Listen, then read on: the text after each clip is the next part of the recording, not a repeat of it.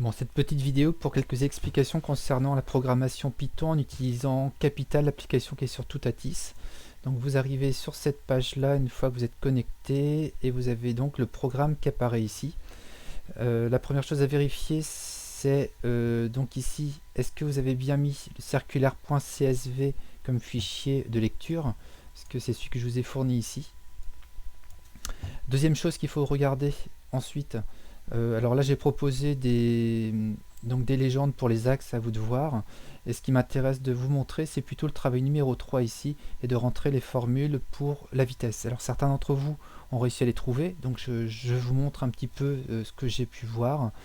Donc ici vous indiquez correctement 24 et 25 pour la première méthode, hein. Je ferai juste cette explication là.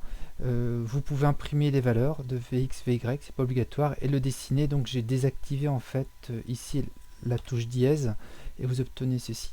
Normalement vous obtenez un graphe, donc je vais l'exécuter et vous le récupérez ici à droite, le temps que le logiciel lise vos instructions, et normalement vous allez les obtenir. Voilà, donc là j'ai mon premier tracé de vecteur et le programme qui me donne donc ici les coordonnées des vecteurs vitesse au point 24, c'est-à-dire Vx et Vy au point 24.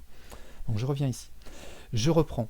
Si jamais vous avez mis un petit espace ici par exemple pour Vx, Vy, je retente et il va me mettre un message d'erreur. Ça veut dire qu'il ne comprend pas, donc il faut vraiment être vigilant sur les espaces que vous allez mettre. Par contre, si je ne mets pas d'espace ici, je pense que ça fonctionne assez bien.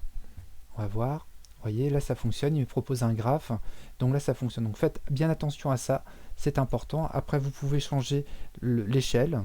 Donc je réexécute pour voir le graphe et je vais avoir un vecteur un petit peu plus petit, vous voyez ici. Donc à vous de voir, de gérer tout ça.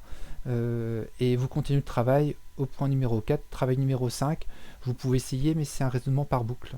Voilà ce que je voulais vous dire pour ce soir. Bon travail.